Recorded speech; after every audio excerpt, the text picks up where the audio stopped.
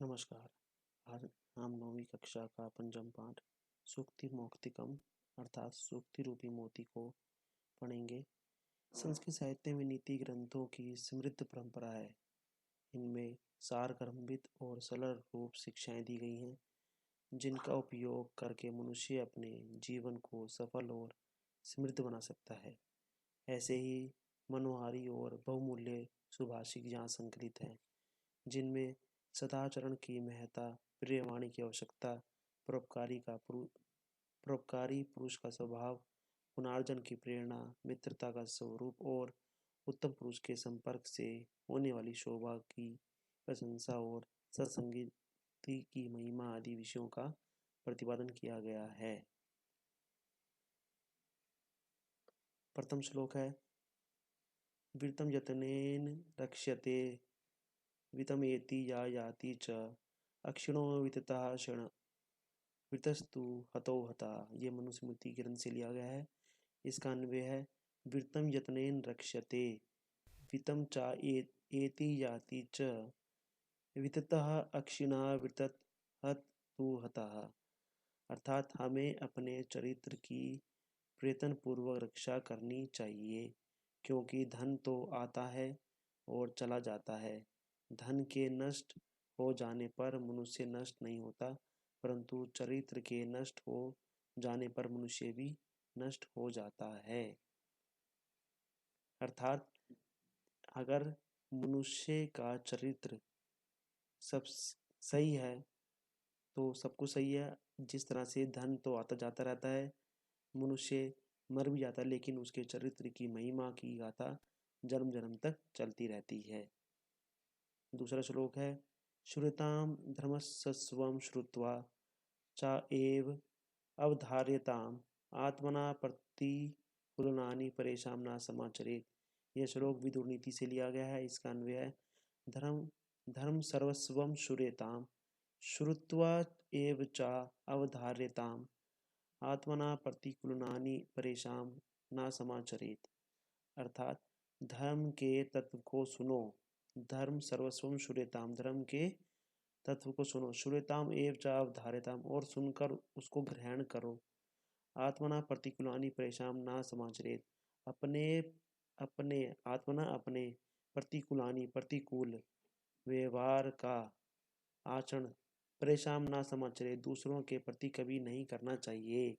अर्थात जो व्यवहार आपको अपने लिए पसंद नहीं है वैसा दूसरों के साथ नहीं करना चाहिए। तीसरा श्लोक प्रिय वाक्ये प्रादानेन सर्वे तुषन्ति जन्तवः तस्मात् तदेव वक्तव्यम वचने का दृढ़ता। ये श्लोक चाणक्य नीति से लिया गया है। इसका अन्वय है सर्वे जन्तवः प्रिय वाक्येन प्रादानेन तुष्यन्ति तस्मात् तदेव वक्तव्यम वचने का दृढ़ता। अर्थात सर्वे जन्तवः प्रिय वचन बोलने से, प्रिय वाक्येन प्रादानेन तुष्यन्ति सर्वे जन्तवः, प्रिय वचन बोलने से सभी प्राणी प्रसन्न होते हैं। तस्मात् इसीलिए, तदेव वक्तव्य हमें हमेशा वचने का दृढ़ता मीठा ही बोलना चाहिए। मीठे वचन बोलने में कंजूसी दर्दिता नहीं करनी चाहिए। कैसी दर्दिता मतलब अच्छे वचन मीठे बोलने में हमें हमेशा दूसरों का सहयोग ही मिलता है। चौथा श्लोक पिबन्ति नद्धा स्वयमेव न अम्बः स्वयं न खादन्ति फलानि वृक्षा नादन्ति सस्याम खलु वारिवाह परोपकाराय सताम विभूताय। यह श्लोक सुभाषी रत्न भंडारगम से लिया गया है। अन्वय नद्ये स्वयं एव अम्ब न पिबन्ति वृक्षा स्वयं फलानि न खादन्ति वारिवाह खलु सस्याम न आदन्ति सताम विभूताय परोपकाराय भवन्ति। नदियाँ अपना पानी स्वयं नहीं पीती, पेड़ अपने फल स्वयं नहीं खाते, निश्चय ही बादल अनाज नहीं खाते। इसी प्रकार सज्जनों की धन संपत्ति दूसरों के लिए ही होती है। श्लोक का अर्थ है कि नदियाँ अपना पानी स्वयं नहीं पीती है, वृक्ष अपने फल स्वयं नहीं खाते हैं, हमेशा दूसरों के लिए देते हैं। ऐसी बादल जो वर्षा करते हैं, उससे जो फसल होती है वह बादल स्वयं नहीं खाते, वह दूसरों के लिए होती है। ऐसी जो सज्जन लोग हैं, उनकी जो धन संपत्ति है, अच्छे विचार हैं, वह सब दूसरों की भलाई के लिए ही होते हैं। पांचवा श्लोक गुणेषु एवि कर्तव्या प्रयत्ना पुरुषे सदा गुणयुक्तौ दरिद्रौ अपि न ईश्वरे गुणे समः। पुरुषै सदा गुणेषु एवि प्रयत्न कर्तव्य गुणयुक्त दरिद्र अपि अगुणे ईश्वरे समः न।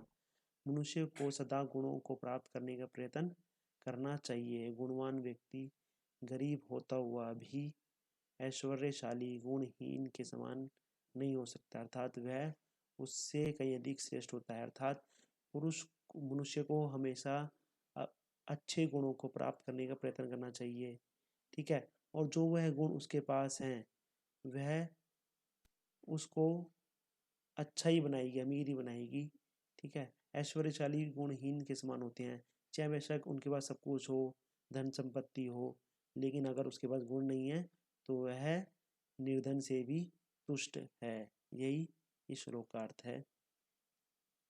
छठा श्लोक। आरंभ गुरुवी क्षीणीय क्रमेण लघ्वी पुरा विदित मति च पश्चात दिनस्य पूर्वात् परार्ध भिन्ना छाएव मैत्री खल सज्जना नाम। ये श्लोक नीति शतक से लिया गया है। अन्वय। आरंभ गुरुवी क्रमेण क्षीण पुरा लघ्वी पश्चात च विदम मति दिनस्य पूर्वात् भिन्ना छाया इव खल सज्जना नाम मैत्री भवती। आरंभ में बड़ी फिर आरंभ गुरुवी क्रमेण, आरंभ में बड़ी फिर धीरे धीरे, क्षीणे पुरा धीरे धीरे कम होने वाली, तथा पश्चात तथा वृद्धिमती पहले छोटी फिर धीरे बढ़ने वाली, पूर्वान तथा अपान दोपहर समय की छाया की तरह दुष्टों और सज्जनों की मित्रता भी अलग अलग होती है। दुष्टों की कैसे होती है? आरंभ में बड़ी होती है, ठीक है, अच्छे अच्छे लोग दिखाते हैं कि हाँ ऐसे है, लेकिन समय आने पर वह काम नहीं आते। उसके विपरीत में जो सज्जन लोग होते हैं उनकी मित्रता बेशक पहले छोटी हो, लेकिन वह अपनी मित्रता को दृढ़ बनाते हुए दोपहर की धूप के समान लंबी कर देते हैं, ताकि वह बुरे समय में भी हमारा साथ दे। सातवां श्लोक है। यत्रापि कुत्रापि गता भवेयु हंसा मयि मंडल मंडनाय हानिस्तु तेषां ही सर्ववर्णानां येषां मरलाय सह विप्रयोगा। यह विमानी विलासा का श्लोक है। अन्वय है। हंसा मही मंडल मंडनाय यत्र अपि कुत्र अपि गतः भवेयु हानि तु तेषां सर्वणानां ही येषां मरलाय सह विप्रयोगा भवति। अर्थात पृथ्वी को सुशोभित करने वाले हंस इस पृथ्वी पर जहाँ कहीं भी प्रवेश करने में समर्थ है। हानि तो उन सरोवरों की होती है जिनका हंसों से वियोग हो जाता है। अर्थात जहाँ अच्छे लोग नहीं हैं, हानि उस स्थान पर रहने वाले लोगों की होती है। अर्थात अगर किसी सरोवर पर बहुत सारे हंस हैं और वो हंस वहाँ से चले जाएं तो शोभा उस हंस की खत्म नहीं होगी, बल्कि उस सरोवर की खत्म होगी जहाँ पे वो हंस थे। उसी समान अच्छे लोग जहाँ पर रहते हैं वहाँ पे वो अच्छा माहौल बना देते हैं, और अगर वहाँ से चले जाते हैं वह तो नुकसान उस स्थान का होते हैं जहाँ से वह अच्छे लोग चले गए हैं। अंतिम श्लोक है। गुणा गुणेषु भवन्ति ते निर्गुणं प्राप्यते भवन्ति दोषाः आस्वादतयो परवन्ति नद्दाः समुद्रमसाद भवन्ति पया। ये श्लोक हित उपदेश से लिया गया है। अन्वय है। गुणा गुणेषु गुणा भवन्ति ते निर्गुणं प्राप्त दोषाः भवन्ति आस्वादतयो नद्यः प्रवहन्ति समुद्रम आसाध्य अपये भवन्ति। अर्थात गुण गुणवान लोगों में रहने के कारण ही सगुण कहा जाता है। गुणहीन को प्राप्त करके वह दुर्गुण दोष बन जाते हैं, ठीक है। जिस प्रकार नदियों का जल मीठा और स्वाद युक्त होता है, परंतु समुद्र में पहुंचकर वह जल ना पीने योग्य हो जाता है। अर्थात जब तक नदी का पानी मीठा और स्वादिष्ट है तब तक, जब वह समुद्र में नहीं मिलता, जैसे ही वह समुद्र में मिला, नदी का जो स्वादिष्ट और मीठा पानी है वह नमकीन हो जाता है समुद्र के समान ही। ऐसे ही जब तक गुणवान व्यक्ति में है तो सगुण है, अगर वही गुण किसी निर्गुण में चले गए तो वह गुण दोष गुण दुर्गुण हो गए। इसके कुछ अतिरिक्त शब्दार्थ हैं। क्षीण नष्ट होना, विवृत आचरण से, संरक्षित रक्षा करनी चाहिए, परेशान दूसरों के प्रति, आदिंदिता खाते हैं, क्षीणीय काम होने वाली, भिन्न अलग अलग विप्रयोगा अलग होना, दोषा दुर्गुण मरालय हंसों से। इस प्रकार ये पंचम पाठ का पूरा सरलाद अन्वय सहित। उम्मीद करता हूँ कि आपको ये वीडियो पसंद आई होगी। अगर पसंद आई तो कृपया लाइक का बटन दबाएं और अपने मित्रों को भी ये वीडियो शेयर करें और सब्सक्राइब करें। धन्यवाद।